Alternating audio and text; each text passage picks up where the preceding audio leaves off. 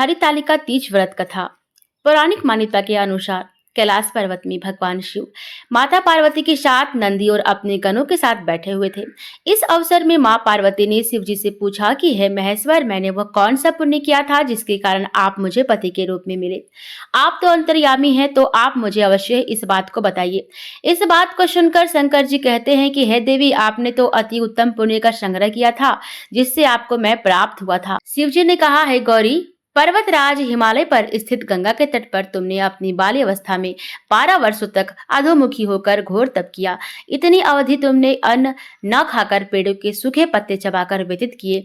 माघ की विकराल शीतलता में तुमने निरंतर जल में प्रवेश करके तप किया। बैसाख की जला देने वाली गर्मी में तुमने पंचाग्नि से शरीर को तपाया। श्रावण की मूसलाधार वर्षा में खुले आसमान के नीचे बिना अन्न जल ग्रहण किए समय व्यतीत किया। तुम्हारे पिता तुम्हारी कष्ट साध्य तपस्या को देखकर बड़े दुखी होते थे। तभी एक दिन तुम्हारी तपस्या को देखकर नारद जी तुम्हारे घर पधारे। तुम्हारे पिता ने हृदय से अतिथि सत्कार करके उनके आने का कारण पूछा। नारद जी ने कहा, गिरिराज, मैं भगवान विष्णु के भेजने पर यहाँ उपस्थित हुआ हूँ। आपकी कन्या ने बड़ा कठोर तप किया है। इससे प्रसन्न होकर वे आपकी सुपुत्री से विवाह करना चाहते हैं। इस संदर्भ में आपकी राय जानना चाहता हूँ। नारद जी की बात सुनकर गिरिराज गदगद हो उठे। उनके तो जैसे सारे क्लेश ही दूर हो गए। प्रसन्न होकर वे बोले, श्रीमान, यदि स्वयं विष्णु मेरी कन्या का वरण करना चाहते हैं तो भला मुझे क्या आपत्ति हो सकती है। वे तो साक्षात पर ब्रह्म हैं। हे महर्षि, ये तो हर पिता की इच्छा होती है कि उसकी पुत्री सुख संपदा से युक्त पति के घर की लक्ष्मी बने। पिता की सार्थकता इसी में है कि पति के घर जाकर उसकी पुत्री पिता के घर से अधिक सुखी रहे। तुम्हारे पिता की स्वीकृति पाकर नारद जी विष्णु के पास गए और उनसे तुम्हारे ब्याह के निश्चित होने का समाचार सुनाया। मगर इस विवाह संबंध की बात जब तुम्हारे कान में पड़ी तो तुम्हारे दुख का ठिकाना ना रहा। तुम्हारे एक सखी ने तुम्हारी इस मानसिक दशा को समझ लिया और उसने तुमसे उस विक्षिप्तता का कारण जानना चाहा। तब तुमने बताया, मैंने सच्चे हृदय से भगवान शिव शंकर का वरण किया है, किंतु मेरे पिता ने मेरा विवाह विष्णु जी से निश्चित कर दिया है। मैं विचित्र धर्म संकट में हूँ, अब क्या करूँ। प्राण छोड़ देने के अतिरिक्त अब कोई भी उपाय शेष नहीं बचा है। तुम्हारी सखी बड़ी ही समझदार और सूझबूझ वाली थी। उसने कहा, सखी, प्राण त्यागने का इसमें कारण ही क्या है। संकट के मौके पर धैर्य से काम लेना चाहिए। नारी के जीवन की सार्थकता इसी में है कि पति रूप में हृदय से जिसने एक बार स्वीकार कर लिया, जीवन भर उसी से निर्वाह करे। सच्ची आस्था और एक निष्ठा के समक्ष तो ईश्वर को भी समर्पण करना पड़ता है। मैं तुम्हें घनघोर जंगल में ले चलती हूँ, जो साधना स्थली भी हो, और जहाँ तुम्हारे पिता तुम्हें खोज भी ना पाए, वहां तुम साधना में लीन हो जाना। मुझे विश्वास है कि ईश्वर अवश्य ही तुम्हारी सहायता करेंगे। तुमने ऐसा ही किया। तुम्हारे पिता तुम्हारे घर पर ना पाकर बड़े दुखी तथा चिंतित हुए। वे सोचने लगे कि तुम जाने कहाँ चली गई।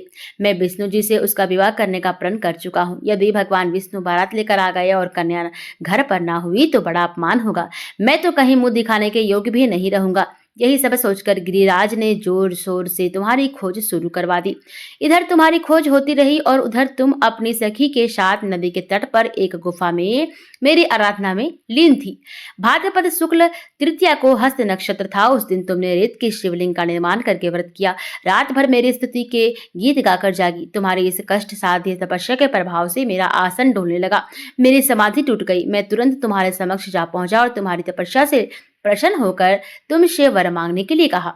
तब अपनी तपस्या के फलस्वरूप मुझे अपने समक्ष पाकर तुमने कहा, मैं हृदय से आपको पति के रूप में वरण कर चुकी हूँ। यदि आप सचमुच मेरी तपस्या से प्रसन्न होकर आप यहाँ पधारे हैं तो मुझे अपनी अर्धांगिनी के रूप में स्वीकार कर लीजिए। तब मैं तथास्तु कहकर कैलाश पर्वत पर लौट आया।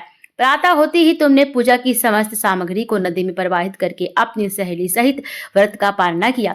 उसी समय अपने मित्र बंधु व दरबारियों सहित गिरिराज तुम्हें खोजते खोजते वहां आ पहुंचे और तुम्हारी इस कष्ट साध्य तपस्या का कारण तथा उद्देश्य पूछा। उस समय तुम्हारी दशा को देखकर गिरिराज अत्यधिक दुखी हुए और पीड़ा के कारण उनकी आंखों में आंसू उमड़ आए थे। तुमने उनके आंसू पोंछते हुए विनम्र स्वर में कहा, पिताजी, मैंने अपने जीवन का अधिकांश समय कठोर तपस्या में बिताया है। मेरी इस तपस्या का उद्देश्य केवल यही था कि मैं महादेव को पति के रूप में पाना चाहती थी।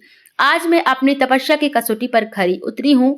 आप क्योंकि विष्णुराज से मेरा विवाह करने का निर्णय ले चुके थे, इसलिए मैं अपने आराध्य की खोज में घर छोड़कर चली आई। अब मैं आपके साथ इसी शर्त पर घर जाऊंगी कि आप मेरा विवाह विष्णु जी से ना करके महादेव जी से करेंगे।